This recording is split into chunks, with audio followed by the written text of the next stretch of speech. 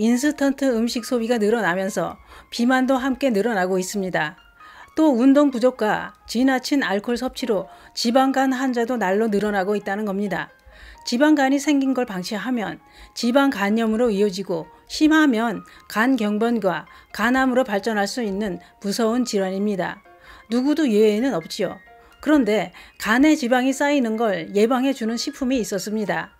하루에 이것 몇 알만 먹어도 간에 지방이 쌓이는 걸 예방해 줄 뿐만 아니라 쌓인 지방도 제거해 주는 작용을 하는 놀라운 식품이 있었습니다. 그 이야기 지금 시작합니다. 안녕하십니까. 주호서 전성시대입니다. 간은 우리 몸의 영양 흡수를 돕고 대사 기능에 관여해 면역력을 좌우합니다. 또 호르몬을 조절하는 기능을 담당할 뿐만 아니라 해독 작용을 하는 중요한 장기입니다. 지방간이라는 것은 간에 중성지방이 쌓이는 것을 말하는 건데요. 일반적으로 간 무게의 5% 이상의 지방이 간에 쌓이게 되면 지방간으로 진단한다고 합니다. 그런데 간 무게는 어떻게 달아볼까요? 간을 꺼내서 무게를 달아볼 수는 없습니다. 그래서 하는 게 있지요. 초음파 검사나 복부 CT, MRI, 조직 검사 이런 검사를 통해 간에 지방이 얼마나 쌓여 있는지를 알 수 있다고 하는데요. 우리나라 성인 10명 중 3명이 지방간을 가지고 있다고 합니다. 그러면 이렇게 중요한 장기인 간에 지방이 쌓이면 우리 몸은 어떻게 될까요? 이거 궁금하실 겁니다. 그건 이렇습니다. 대부분의 지방간은 가벼운 병이라고 합니다. 그러나 4명 중 1명은 치료를 하지 않고 방치하게 되면 심각한 간 질환인 간경변증으로 진행하는 무서운 질환이 된다는 겁니다. 술을 많이 마시게 되면 체내에서 흡수가 되고 이로 인해 혈중 중성지방 수치가 높아지면서 알코올성 지방간으로 발전하게 됩니다. 그러나 술을 전혀 마시지 않는 비알코올성 지방간은 비만, 당뇨, 고지혈증 이런 대사증후군과도 연관되어 나타난다고 하는데요. 그 이유는 과도한 열량을 계속 섭취하게 되면 간에 지방이 축적되고 간에 해로운 사이토카인이라는 물질이 분비되어 지방간염과 간경변으로 진행하고 간암으로까지 발전할 수 있다고 합니다. 또 대사증후군인 비만, 당뇨, 고지혈증에 의해 지방간이 발병하면 심혈관 질환으로 사망하는 경우도 많다고 합니다. 이렇게 지방간은 무서운 겁니다. 그러면 지방간 증상은 어떻게 나타날까요?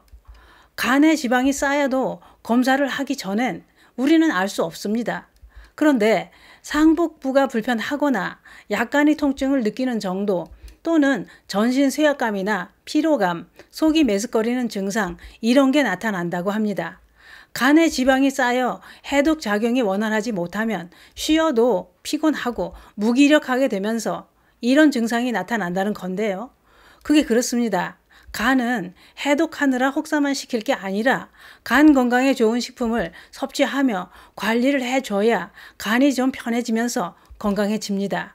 그러면 어떤 걸 섭취해줘야 간 건강에 도움이 될까요?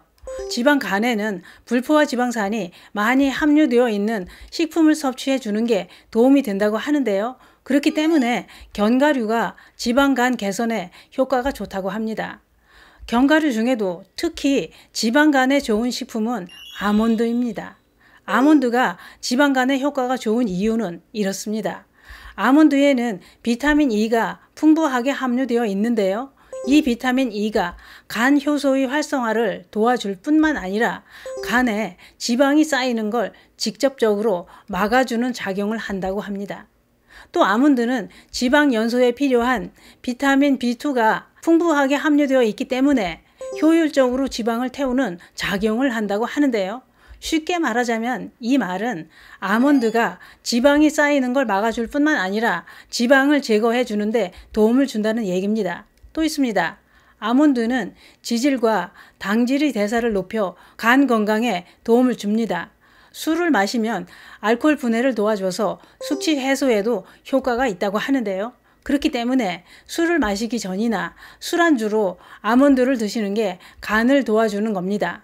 또 출출할 때 간식으로 아몬드를 먹는 것도 간 건강에 좋겠지요. 아몬드는 미국 언론에서 숙취를 막는 음식으로 선정되기까지 했는데요. 그만큼 간 기능 향상에 큰 도움을 준다는 거지요. 또 아몬드는 콜레스테롤 수치를 떨어뜨려 준다는 건 이미 많이 알려져 있습니다. 미국 영양협회가 선정한 콜레스테롤 관리에 유익한 5대 식품에 아몬드가 들어가 있습니다. 그 밖에도 아몬드는 좋은 효능이 많습니다만 오늘은 지방간에 좋은 효과만 알아봤습니다. 지방간을 없애려면 꾸준한 운동과 동물성 지방, 인스턴트 식품, 탄수화물 이런 걸 줄이고 간에 좋은 식품을 섭취해 줘야 좋은 효과를 볼 것입니다. 그러면 아몬드는 하루에 얼마나 섭취하는 게 좋을까요? 아몬드는 맛있어서 한번 먹기 시작하면 계속 손이 갑니다. 그렇게 많이 먹어도 괜찮은 걸까요? 그건 이렇습니다. 아몬드는 식이섬유가 풍부해서 포만감을 높여줍니다. 그래서 좀 먹다 보면 밥 생각이 없게 되는데 아몬드 하루 섭취량은 20알에서 25알 정도가 적당하다고 합니다. 다른 견과류랑 섞어 드신다면 하루 10개에서 15알 정도 드시는 게 좋겠죠. 아몬드도 부작용이 있습니다. 알레르기가 있는 분들은 구토나 설사, 호흡곤란이 올 수도 있다고 하니 조심히 드셔야겠지요. 또 과하게 섭취하면 소화불량이 될 수도 있습니다. 그런데 중요한 게 한 가지 있습니다. 아몬드는 생으로 먹는 게 좋을까요? 볶아서 먹는 게 좋을까요? 그건 이렇습니다. 아몬드 종류는 크게 두 가지인데 쓴맛이 나는 아몬드가 있습니다. 이건 절대로 생으로 드시면 안 되는 아몬드입니다. 이 아몬드에는 아미그달린이라는 독성이 있어서 쓴맛이 나는 건데요. 이 쓴맛 나는 아몬드를 생으로 많이 드시면 독성으로 인해 사망할 수도 있다고 하는데 그러나 시중에 나오는 아몬드는 거의 다 쓴맛이 나는 아몬드는 아니라고 합니다.